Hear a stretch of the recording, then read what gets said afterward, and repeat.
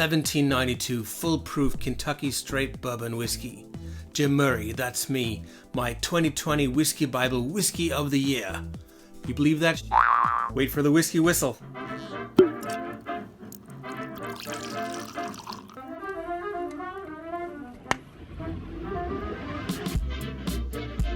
Heyo, my whiskey people. Mark here from WhiskyWhistle on YouTube, sharing a little whiskey awesomeness in Winnipeg, the center of North America. And no, I'm not Jim Murray. What am I doing with this? All right. So today we're looking at 1792 Full Proof. This is Jim Murray, the author of the Whiskey Bible, his 2020 Whiskey of the Year selection. He claims that this whiskey is better than every other whiskey in the world right now. So let's check it out. We are going to pour some. We're going to test it. We're going to check out the color. We'll check out the legs. We'll check out the nose, the palate, and the finish. And we'll give it a WhiskyWhistle whiskey score. And we'll see, could this actually be the best whiskey of the year? Let's check it out. So, full proof from a 1792 Barton Distillery. This is owned by Sazerac.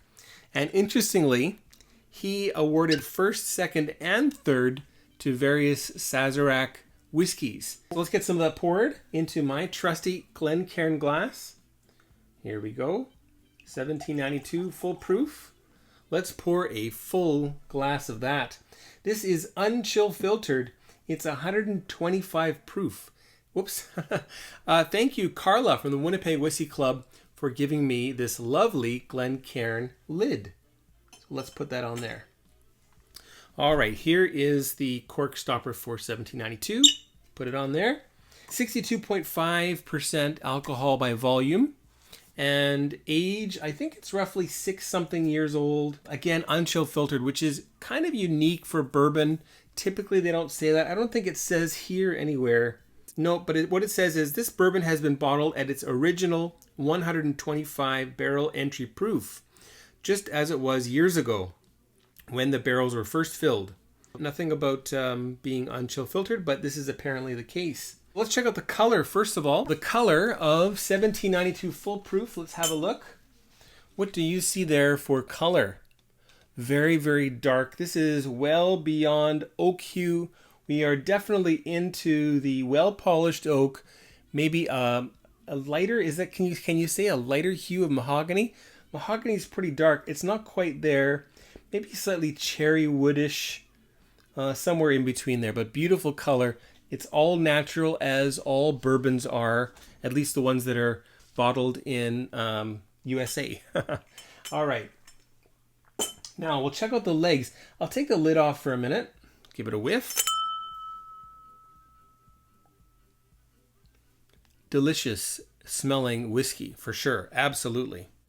So let's check out the legs of 1792 full proof. Now, what do you think about Jim Murray's Whiskey Bible? Is it worth buying? Is it worth watching and waiting and then running out and buying the whiskey that's been awarded the winner of its category or overall winner of Whiskey of the Year? What do you think? Please leave a comment.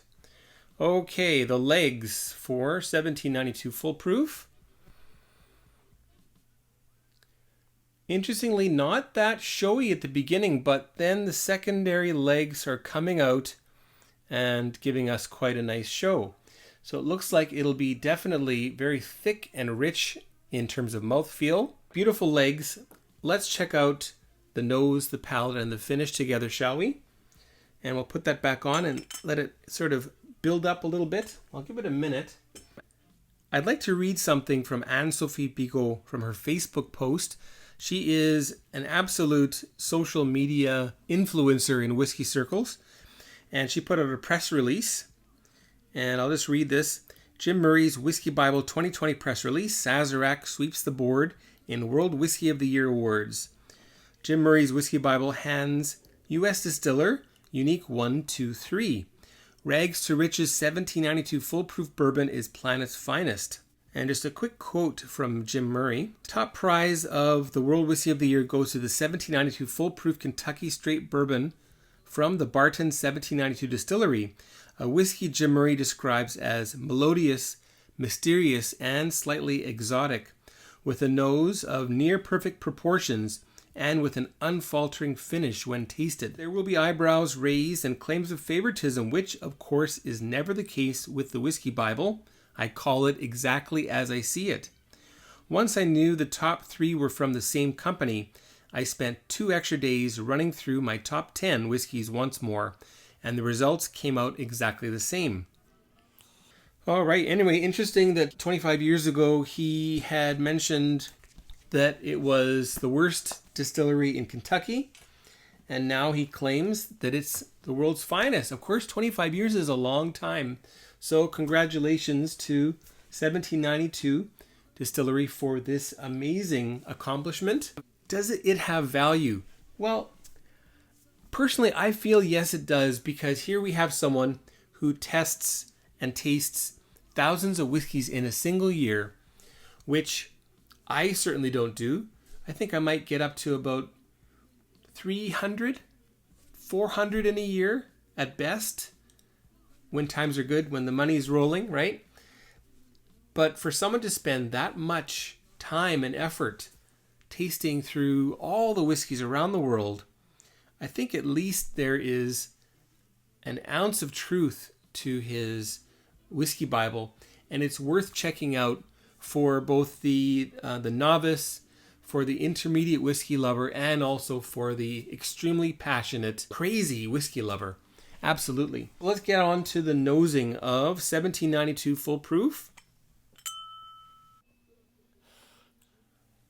The cool thing is, even though it's 125 proof, 62.5% ABV, you can really enjoy the smells here.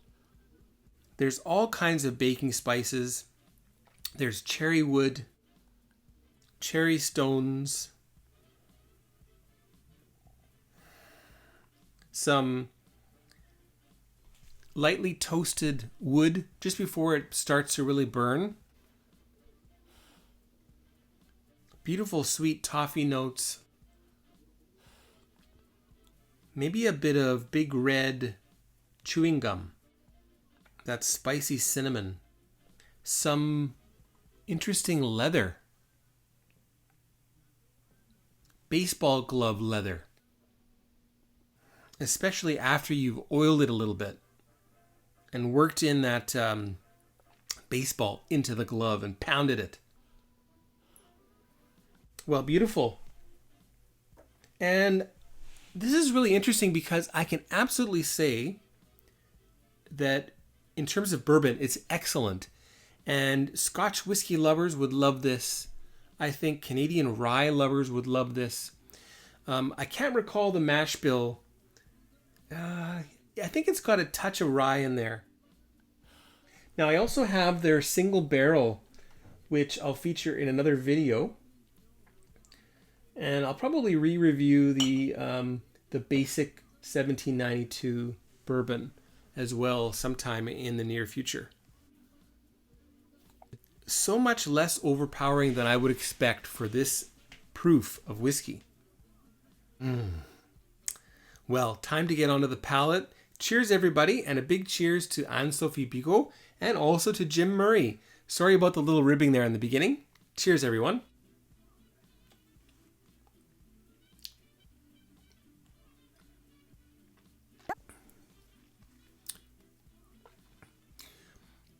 Very interestingly, this has an effervescent sort of mouthfeel, kind of sparkly, which is actually very appealing.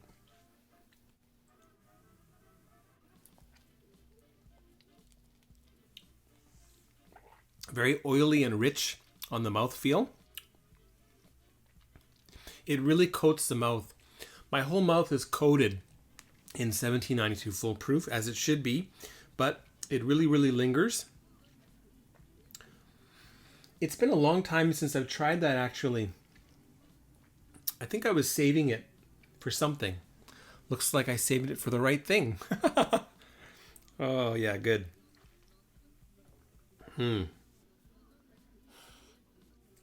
It's got a slight sour mash, slight yeasty note in there.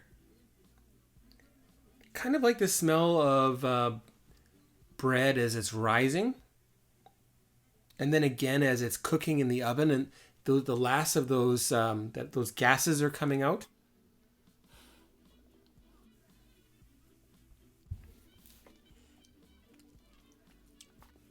It's got a really big bite of honey. The kind that you can almost chew. It's been aerated so that it's solid practically.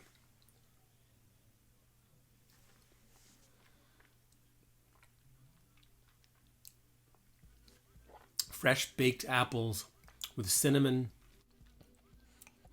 ginger. And then the finish, as I'm tasting this all at once here, in the finish I'm getting delicious baked goods from a French patisserie. Very beautiful, like croissants, darkly baked. You know, not the ones you get from the supermarket that are pale, but they're really, really rich brown ones you get at a good patisserie.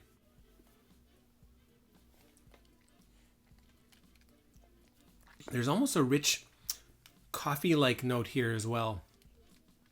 Wood smoke.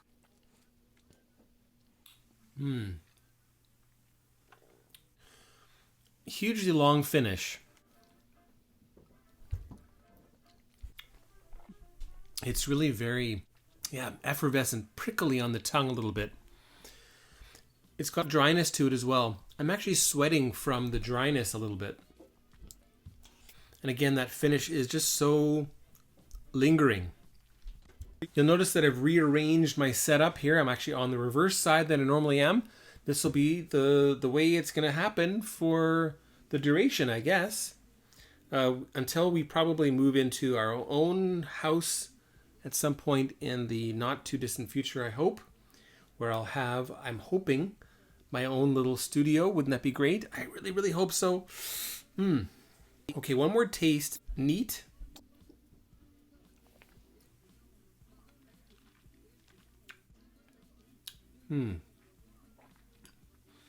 Fruity olive oil. Some walnut. Toasted walnuts. And it's just so oily. Beautiful. Now, I'll tell you, I have not read Jim Murray's review of this whiskey. Beyond it being mysterious and slightly exotic, that's the gist, the extent of what I've read from his review. And in reading another interview online, I think it's really worthwhile to read into what he does. Now, I'm not trying to promote Jim Murray, but we have some similarities. Neither of us like to explore other people's reviews of whiskeys a whole lot. I really don't. I don't mind if it's something I can't get. That I like. If I do watch or read any reviews, I try to make sure there's a really long time span between then and when I might review that whiskey myself. Basically, I'm going in blind. That's the best way to try a whiskey. Don't even read the canister. I don't know what it says here. I don't want to know about that. I hate the fact that I just read some words. Very cool that he tries to avoid listening, reading, watching other reviews of whiskeys so that he's approaching it with an open mind. And he also mentioned that, there's some whiskeys of the year where the judges will taste 60 some odd whiskeys in a single day. And he thinks that's preposterous. I kind of think so too. I think that there should be a limit of, 5, 10 a day, maybe 20 if you really space it out. Let's add a bit of water. I'm going to add in 1 and 2, and that's it. I feel that's all it needs. You can expect a lot of other whiskeys of the year in the next couple of months. You might have noticed that I've actually jumped a year. So now I'm going to be putting out the 2020 Whiskey of the Year for WhiskyWhistle in the next little while. Okay. Let that sit another minute. Some other cool things coming up. I mentioned that single barrel 1792.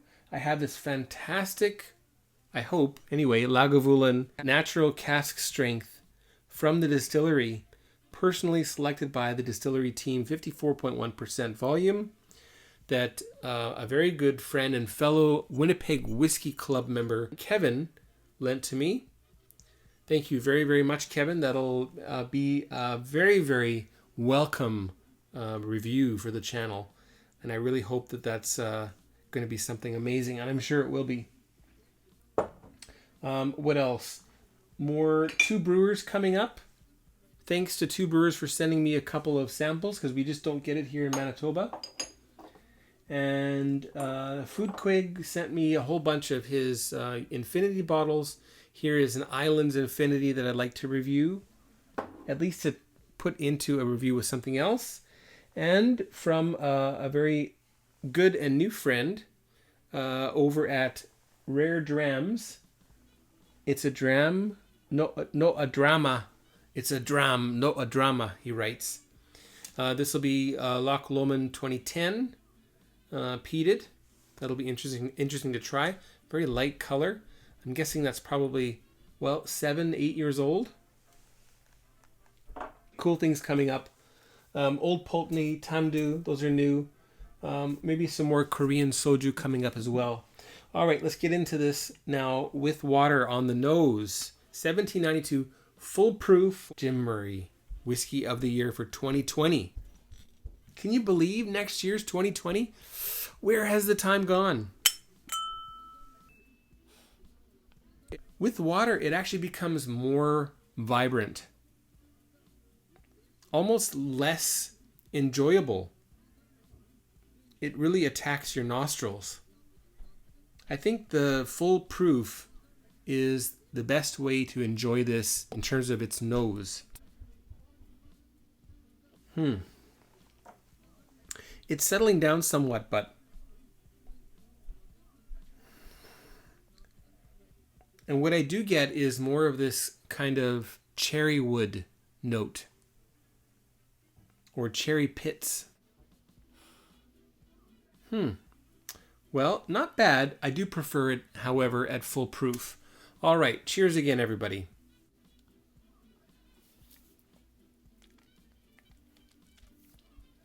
Still very tickly. And that's actually very enjoyable, as I said.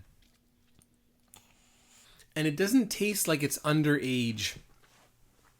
There's no way this is younger than 6 years old. Absolutely not. I wish they would put it on the label, however. Since there is no age listed on the bottle at all, at least we know that it must be minimum 4 years old. I'm expecting that it's likely older than that, however. 6 years, maybe 7. Could it be 8 years old? I wonder.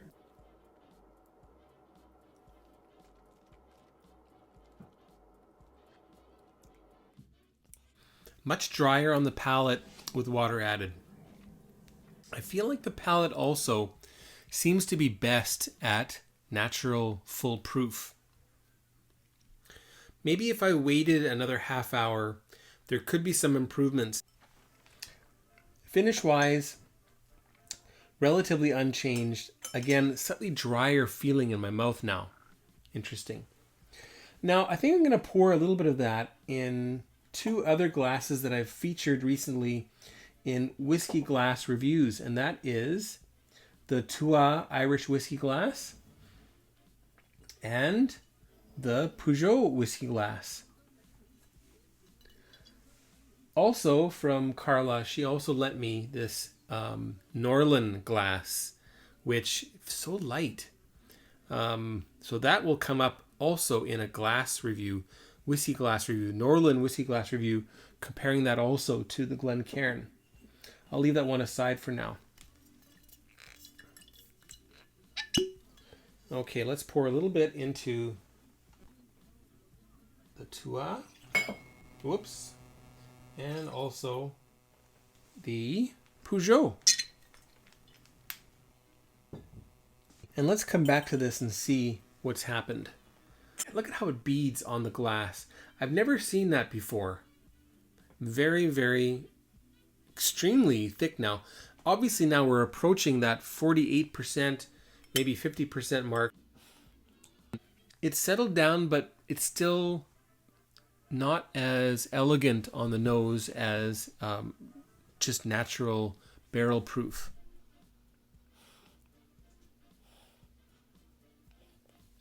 I'm getting something kind of like a ream of fresh paper.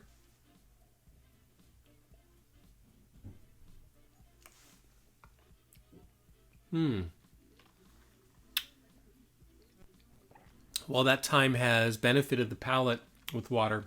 So pour your water in, let it sit for a while. Again, more of this cherry note. It's still very cinnamon-like.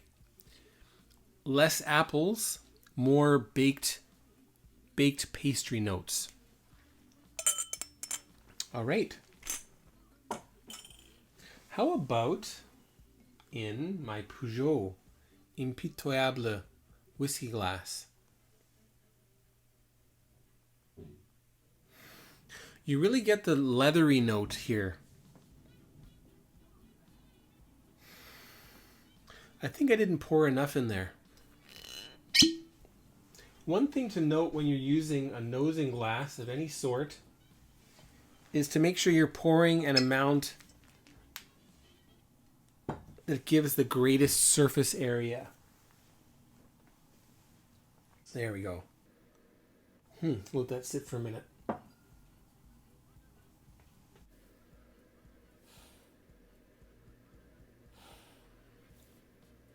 It's so amazing, this Tua whiskey glass. It's so easy to smell a whiskey. You don't get the alcohol burn at all on your nose. Same beautiful nose. Again, a little bit more of that slight leathery, here almost polished oak type of a scent. Fresh lumber. Okay, how about the palate? Cheers.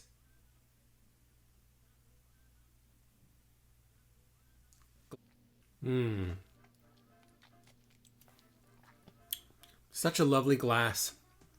Really benefits the palate. Makes it such a gentle arrival on your palate, on your tongue. And you can really get a sense of the initial flavors of the whiskey as it hits your tongue.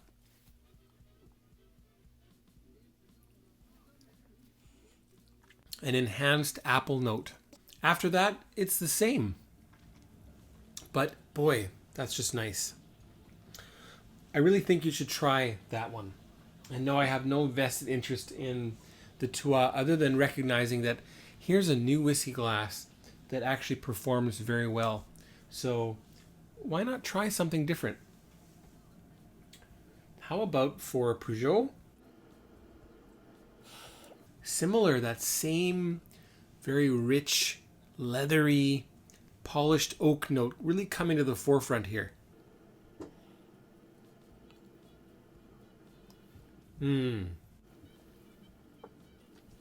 Also a very gentle arrival on the palate. These are both very, very excellent for that. The Glencairn kind of just rushes in, so you got to really, really be careful, especially when you're trying cask strength, barrel proof whiskey. Beautiful. Let's get on to the WhiskyWhistle whiskey score for 1792 full proof Kentucky straight bourbon whiskey. Jim Murray Whiskey Bible 2020 Whiskey of the Year. What is that going to be? It's hard not to be framed by this. But this is among the best bourbons that I've ever tried. And I have tried a few. I have not tried William LaRue Weller. I have not tried some of the E.H. Taylor or some of the ryes. But coming up very soon, I'll have a Buffalo Trace store pick. I'll have Maker's 46. I'll have a Maker's Private Reserve. Where did that go? Private Select, pardon me. All kinds of other bourbons. Old Granddad, probably the best budget bourbon around. Legend, I'll have that coming up. And another rye that's won a whole host of awards, and that's 291 Colorado Rye Whiskey, a single barrel. I feel confident in saying that this is one of the best bourbons I've ever had. Now, I'm not qualified to say whether this is the best whiskey of the year, but it's excellent. A delight to drink. And I think whether you are a Scotch whiskey lover, Canadian whiskey, Japanese, Irish, Taiwanese whiskey lover, Danish whiskey lover, I believe that everybody can try this and enjoy it because it really does have a lot of complexity, a lot of interesting flavors, and it's not so one-sided as I dare say some bourbons can be, especially at the budget level. Anyway, so the WhiskyWhistle Whiskey Score, what's that going to be? Well, folks, it's going to be 93 out of 100. You heard it. The WhiskyWhistle Whiskey Score for 1792 full proof, 93 out of 100. Very nice. And you know, this really actually does deserve a bourbon hug. Excellent. Lovely. Great stuff. 93 points. Could it be someone's whiskey of the year? Absolutely. Could it be Jim Murray's whiskey of the year? For sure it can be. Take the terminology, Whiskey Bible, whiskey of the year, with a grain of salt. These are trademarked marketing terms that he uses. And simply think of it as one of the year's great whiskeys. One of them. And in that case, you can really see that, yes, there's value. And we can read it and we can appreciate it and understand that this is a very educated whiskey connoisseur's whiskey reviewer, whiskey consultant. This is his favorite whiskey of the year. That's it. Well done. Love the whiskey. Always interesting seeing what Jim Murray picks, isn't it? For the last few years, there's been controversy after controversy, starting with things like Crown Royal's Northern Harvest Rye, which yet again wins Canadian Whiskey of the Year. Now, come on. There are so many other fantastic whiskeys that eclipse Northern Harvest Rye. So, I don't know. I don't get that. I'll say it. Jim Murray, I don't get that. Buy my Whiskey Bible. It'll help you. All right. Thanks, everybody. Hope you enjoyed that. Stay tuned for what's to come. Don't forget to hit the subscription button right over here, right about there, and also click the bell so you're notified of the future Whiskey Whistles. That's also the best way for you to help Whiskey Whistle, is by clicking that bell. And if you've liked what I've done so far, jump in on Patreon and become a patron of Whiskey Whistle. You'll get your name in the credits, which is coming up very soon, and you'll also get advanced viewing of all of the future Whiskey Whistles. So do check that out. And if you happen to be in Winnipeg, join the Winnipeg Whiskey Club, even if you want to come as a guest. Take care, everybody. Goodbye now. Thanks for watching Whiskey Whistle. Be sure to subscribe, and don't forget to give this video a like, and leave a comment down below. Be sure to stay tuned next time to join me, the host of the show, Mark, as I explore more whiskeys with you. Take care now, and we'll see you next time.